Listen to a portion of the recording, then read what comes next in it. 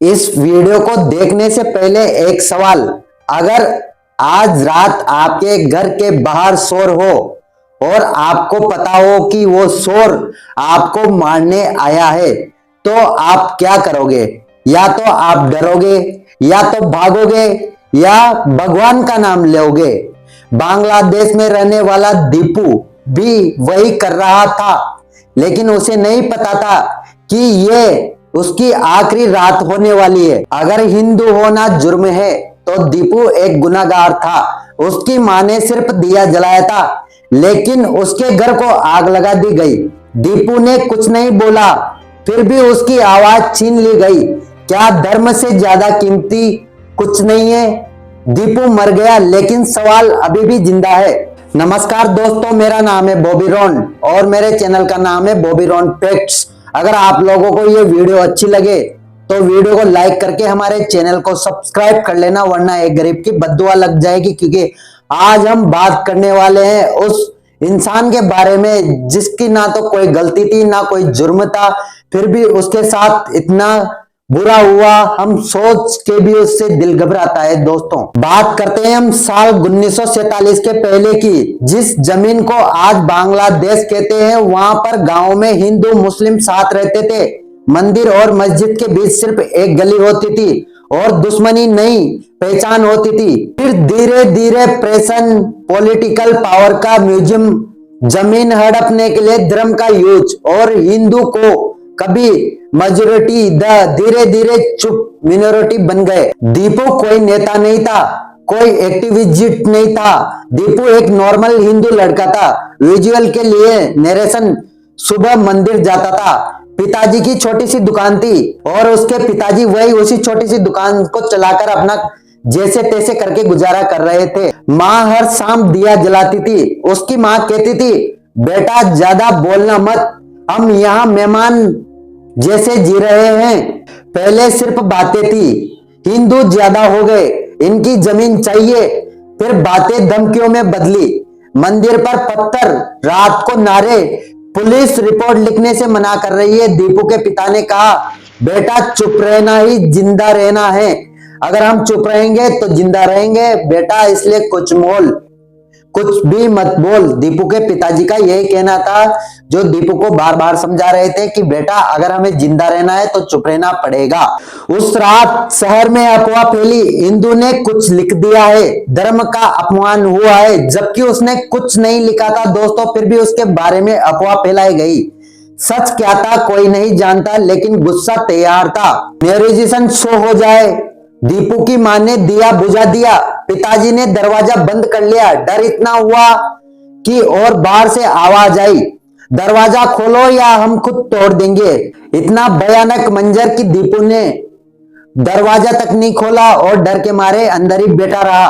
Police नहीं आई, मदद नहीं आई, सिर्फ चीखें आई। सुबह जब लोगों ने दीपू को देखा, वो जिंदा नहीं था। लोगों ने उसको जला के मार डाला, लेकिन सवाल जिंदा था। उसका जुर्म क्या था? दीपू एक नाम है, ऐसे हजारों दीपू बांग्लादेश छोड़ चुके हैं। जो नहीं छोड़ पाए उनकी कहानी कोई नहीं सुनता। क्या हर बांग्लादेशी ऐसा ही है? नहीं। लेकिन क्या हर हिंदू सेफ है? यह भी सच नहीं। वीडियो का मकसद किसी धर्म के खिलाफ बोलना नहीं है। हमारा मकसद सिर्फ इतना है, किसी भी दीपू को दोबारा मारना ना पड़े। अगर आज हम चुप रहे तो कल सिर्फ कहानी बचेगी, इंसान नहीं। इसलिए आज हमें आवाज उठानी पड़ेगी। कल एक दीपू मरा है, कल को हजारों दीपू हिंदू लोगों, हमारे भाइयों को मारा जा रहा है। दीपू आम इंसान था जो कि अपना पेट भर के जैसे तैसे आम जिंदगी जीकर गुजारा कर रहा था, लेकिन उसको बिना वजह उसको पुलिस पकड़ कर ले जाती है। ना एक कुछ कहती है, ना पुलिस आती है। उसको बीच चौराहे पर इतनी भीड़ के सामने, ना किसी कोने में ले जाकर सबके सामने चौराहे पर खड़ा करके जिंदा जला दिया जाता है। ना कि यह घटना किसी अदृश्य की कहानी है, ना कि कोई पुलिस आती है, ना ही कोई बचाने के लिए आगे आता है। सब अपना मोबाइल उठाते हैं और वीडियो बनाने में लग जाते हैं, और इस प्रकार उसको सबके सामने जिंदा जला दिया जाता है। सिर्फ इतना ही नहीं, वहां कुछ दिन पहले अभी 2 घरों में बाहर से दरवाजा बंद करके आग लगा दी गई। वहां जैसे तैसे करके उन लोगों ने पीछे की दीवार तोड़कर बाहर निकलकर अपनी जान बचाई। ऐसे ही क्या बांग्लादेश में हर हिंदू ऐसे ही इन लोगों का शिकार बनते रहेंगे? क्या आगे भी ऐसा ही चलता रहेगा? क्या हम कुछ नहीं कर पाएंगे? अगर हम आवाज नहीं उठाएंगे तो इनके लिए कौन आवाज उठाएगा? इसलिए हमको आगे आना पड़ेगा और ऐसे ही कुछ करना पड़ेगा जिससे ये रोक सके। ना तो किसी ने दीपू का धर्म पूछा, ना जात पूछी, ना कुछ पूछा, सिर्फ उसके बारे में पता था केवल वो हिंदू है। सिर्फ उसकी इतनी गलती थी कि उसका हिंदू होना ही सबसे बड़ी गलती थी। अगर वो हिंदू नहीं होता तो शायद आज वो भी जिंदा होता। तो हिंदू होना या जुर्म बन गया है या हम खुद गलत है?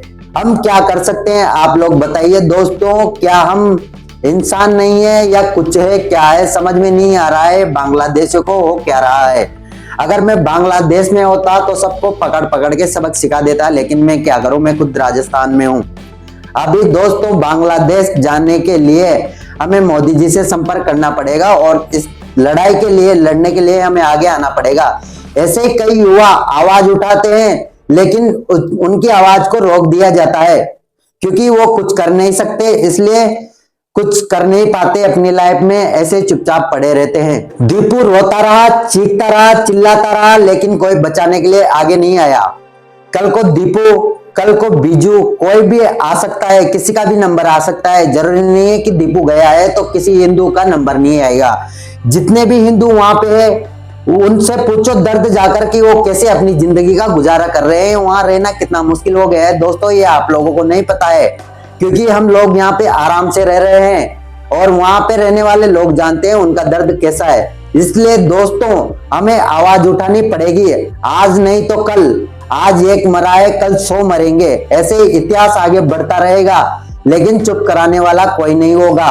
क्या गलती है वहां के सरकार की या कानून की जो इस लड़ाई को रोक नहीं सकता? ना तो पुलिस स्टेशन में जाते हैं तो ना कोई रिपोर्ट लिखता है, ना ही कोई कुछ कर पाता है। सब लोग एक ही चीज के पीछे पड़े हुए हैं, केवल ये हिंदू है, इसको मारो और इसकी जमीन को हड़प लो। क्या यही है जुर्म, यही गुनाह है?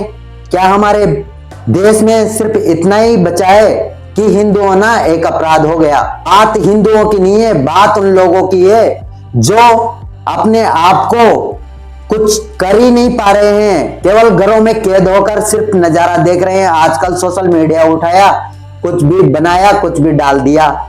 जिस इंसान को जिंदा जलाया गया है, क्या आपने सोचा है उसकी चीखें कैसे निकली होगी, कितना दर्द हुआ होगा उसको? लेकिन जो आसपास के लोग थे उन्होंने सिर्फ वीडियो बनाया, ना कि उसको बचाया। क्या वो सब मिलकर उसकी मौत का कारण है? नहीं, वहां का धर्म इसकी मौत का कारण है क्योंकि जिन लोगों ने उनको मारा है वो एक आतंकवादी है। आप लोग ये जान चुके होंगे। अगर जुर्म को रोकना है तो आवाज उठानी पड़ेगी। जय हिंद, जय भारत। अगर आप लोगों को वीडियो अच्छी लगे तो वीडियो को लाइक कर देना और हमारे चैनल को सब्सक्राइब कर लेना। धन्यवाद, मिलते हैं नेक्स्ट वीडियो में।